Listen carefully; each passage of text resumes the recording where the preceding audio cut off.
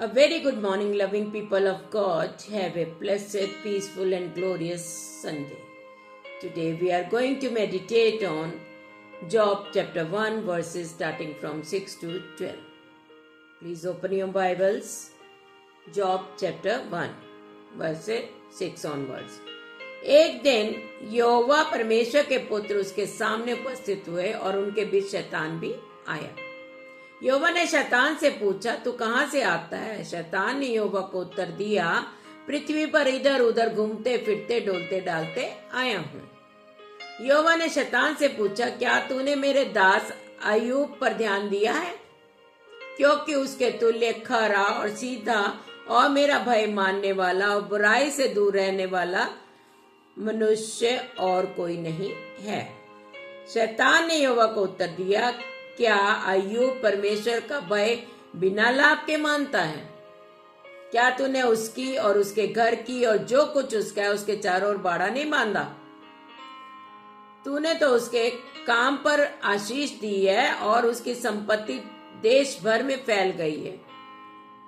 परंतु अब अपना हाथ बढ़ाकर जो कुछ उसका है उसे छू, तब वह तेरे मुंह पर तेरी निंदा करेगा।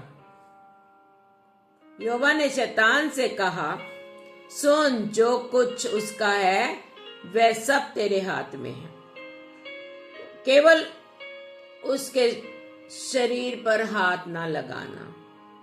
तब शैतान यहोवा के सामने से चला गया।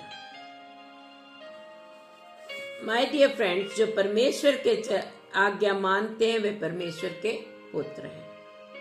परमेश्वर की एक टीम जो दिखाई नहीं देती है, मीन्स वो स्वर्गदूत जो स्वर्ग में परमेश्वर के साथ रहते हैं, जैसा कि अभी हमने वचन में पढ़ा, परमेश्वर के पुत्र हैं। यह बिल्कुल क्लियर है कि ऊपर स्वर्गदूत परमेश्वर के पुत्र हैं और नीचे पृथ्वी पर रोमन्स चैप्टर 8 वर्स 14 हमें साफ साफ बताती है कि जितने लोग परमेश्वर के आत्मा के चलाए चलते हैं वे ही परमेश्वर के पुत्र हैं। यस माय डियर फ्रेंड्स, अय्यूब भी परमेश्वर के चलाए चलता था और परमेश्वर को अय्यूब पर अटूट भरोसा था कि उसके विश्वास को कोई तोड़ नहीं सकता। जैसा कि अभी हमने वर्सेस 6 ऑनवर्ड्स पढ़ा है कि परमेश्वर के दूत और उनके बीच में शैतान भी हाजिर हुआ और परमेश्वर ने खुद शैतान से क्वेश्चन किया कि तूने मेरे दास अय्यूब को देखा है कि उसके तुल्य कोई नहीं है, पृथ्वी पर उसके तुल्य कोई नहीं है। शैतान ने यहोवा को उत्तर दिया, क्या अय्यूब परमेश्वर का भय बिना लाभ के मानता है ना? जब परमेश्वर ने पूछा कि उसके जैसा सीधा मेरा भय मानने वाला बुराई से दूर रहने वाला कोई नहीं है, तो शैतान ने कहा, तेरा हाथ तो उसके ऊपर है, यूं ही थोड़ा वो तेरा भय मानता है। जब तू उसे ब्लेसिंग दे रहा है तो तभी वो तेरा भय मान रहा है, तो अपना हाथ उसके ऊपर से हटा ले, तब फिर तू देख। तो परमेश्वर ने उससे शर्त लगाई, इस चैलेंज को स्वीकार किया परमेश्वर ने, और उसने कहा कि उसको सब कुछ तेरे हाथ में, उसके शरीर पर हाथ मत लगाना। मेरे प्रियो, यही चैलेंज, यही शर्त जो है अय्यूब के लिए एक परीक्षा बन गई। जैसा कि अभी हमने रोमन 8 वर्स 14 में पढ़ा है कि जो जितने लोग परमेश्वर के आत्मा के चलाए चलते हैं वे ही परमेश्वर के पुत्र हैं।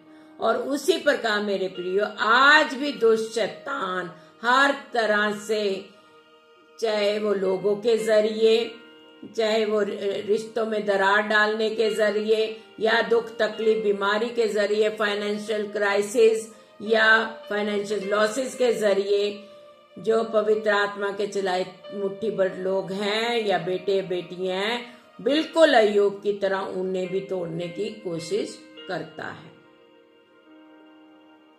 आप अपने चारों ओर देखते होंगे लोग बहुत ही फ्लरिश हो रहे हैं, बहुत ही हर तरह से उनके पास ऐशो आराम की चीजें हैं और उनको क्या है, मस्त रह रहे हैं, कोई उन्हें किसी चीज की चिंता नहीं है। और ये ख्याल जरूर दिल में आता होगा कि हम तो परमेश्वर का भय मानते हैं, बुराई से दूर रहते हैं, कोई गलत काम नहीं करते, परमेश्वर का भाता हुआ जीवन जीते हैं, तो भी किसी न किसी तरह से परेशानियों में घिरे रहते हैं।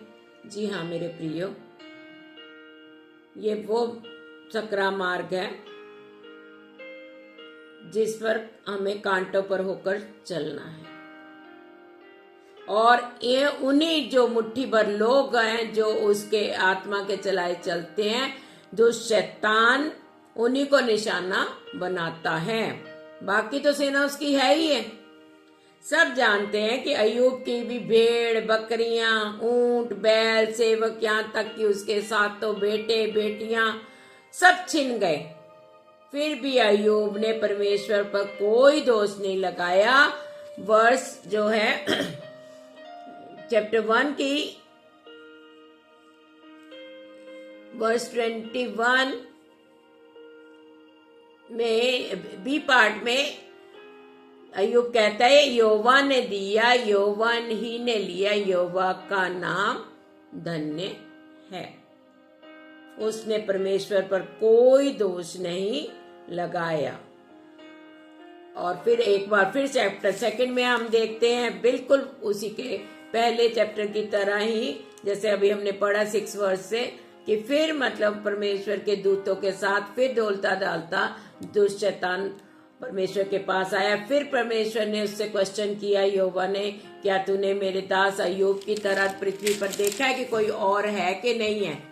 तब अय्यूब ने तब एक फिर दुष्ट शैतान ने कहा कि तेरा हाथ उस पर है तो वो तुझे वो करेगा, तेरी बुराई कैसे कर सकता है?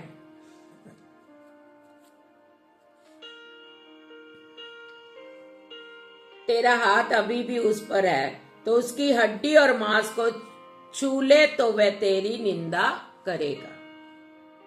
तो उसकी हड्डी और मांस को छू ले तब वह तेरी निंदा करेगा। पर चैप्टर 2 की वर्ष 5 में शैतान परमेश्वर से कहता है। तब यहोवा ने कहा, अय्यूब तेरे हाथ में, उसका प्राण छोड़ देना।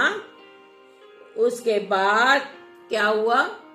शैतान ने उसको पांव के तलवे से लेकर सिर तक उसके फोड़े हो गए, यहां तक कि वो राख पर बैठा और ठीकरे से खुजलता था। इतने ज्यादा भयंकर उसके फोड़े उसके शरीर पर हो गए। यहां तक कि उसकी अपनी पत्नी ने, उसकी बीवी ने उसको कह दिया कि क्या तू अब भी खराई पर बना है? परमेश्वर की निंदा कर और चाहे मर जाए तो मर जा। जो हम जन्म जन्मांतर का साथ देने का वायदा करते हैं, पति पत्नी जब शादी होती है, तो उस पत्नी ने भी कह दिया कि तू मरता है तो मर जा, क्या तू अब भी उसकी बुराई नहीं करेगा? अब भी अब खराई पर बना रहेगा? तो अय्यूब ने कहा, हे मूर्ख स्त्री, हम परमेश्वर से सुख ले सकते तो क्या दुख ना लें?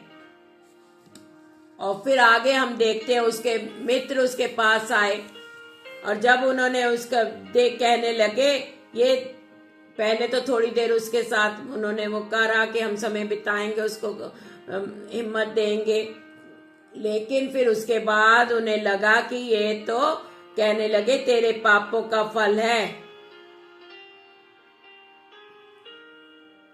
उसको ही दोषी ठहराने लगे कि ये तो तेरे पापों का फल है, जब भी तो तेरी ऐसी हालत हुई है। आज भी दुनिया बहुत ही जल्दी किसी पर भी बिना सच्चाई जाने अय्यूब की तरह दोष लगाने लगती है। तुरंत उंगली उठाती है कि यहाँ ये तो इसीलिए भुगत रहा है, ये तो दोषी है, ये तो पापी है, ये तो व्यभिचारी है। एकदम लोग उस उंगली उठाते हैं कि इसको तकलीफ आई है, इसके कर्मों की वजह से आई है। हो सकता है हमें भी ऐसी सिचुएशन से गुजरना पड़े या गुजर रहे हों, लेकिन मेरे प्रियो कभी भी हताश निराश मत होइएगा। ये मत सोचिएगा कि परमेश्वर ने आपको या हमें छोड़ दिया है। परमेश्वर हमें नहीं छोड़ता। हमें सामने की सिचुएशन चाहे लग रही हो कि परमेश्वर ने छोड़ दिया है, लेकिन परमेश्वर पर्दे के पीछे हमारे लिए कुछ नया कर रहा होता है, कुछ आश्चर्यक्रम कर रहा होता है, कुछ चमत्कार तैयार कर रहा होता है, कुछ सरप्राइज तैयार कर रहा होता है।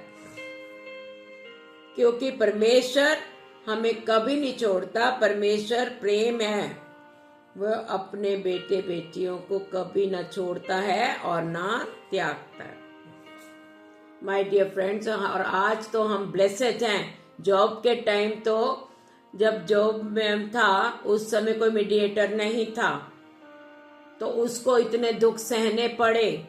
आज हम कितने ब्लेसेड हैं कि प्रभु यीशु मसीह हमारे मीडिएटर हैं, जिन्होंने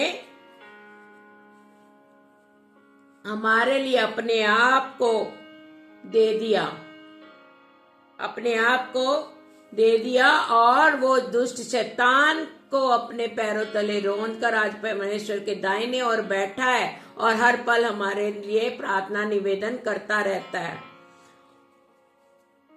उसने दुष्ट शैतान को पैरों तले रौंद कर मौत पर विजय पाकर वो परमेश्वर के दाहिने बैठा है। और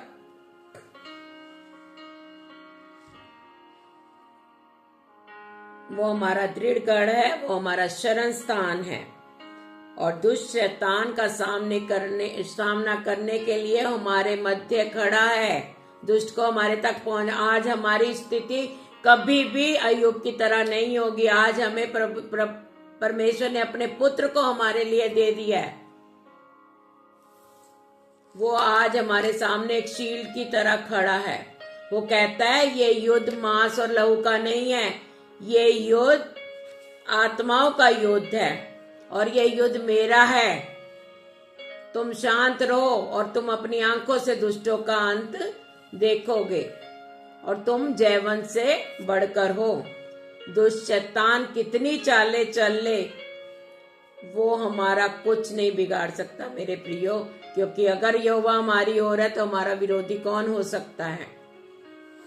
अंत में मेरे प्रियो, मैं बस आपसे यही विश्वास दिलाना चाहूंगी कि चाहे आंधी आए, तूफान आए, पहाड़ों जैसी समस्या आए, दुख तकलीफ बीमारी या कैसी भी कठिन परिस्थिति क्यों ना आए, अपने भरोसे को टूटने ना दीजिएगा।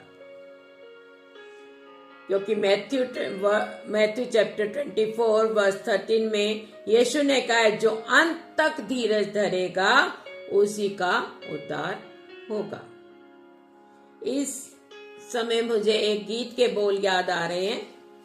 वो ये है कि तूफानों में साथ है, मैदानों में साथ है, जंग उसकी है वो खुद लड़ेगा, ना छोड़ेगा ना छोड़ेगा ना छोड़ेगा ना छोड़ेगा, हमें अकेला ना छोड़ेगा। जी हाँ मेरे प्रियो, हमारा जीवित परमेश्वर हमें कभी अकेला नहीं छोड़ेगा। उसने कहा इस संसार के अंत तक मैं तुम्हारे साथ हूं। दुनिया हमें छोड़ दे, कोई भी हमें छोड़ दे, लेकिन परमेश्वर हमें कभी नहीं छोड़ेगा।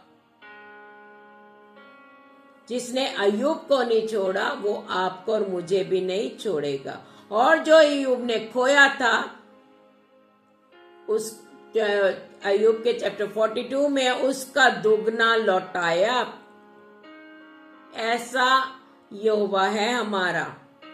और आज हम भी धीरज धरें, उस पर भरोसा रखें और जय पाएं।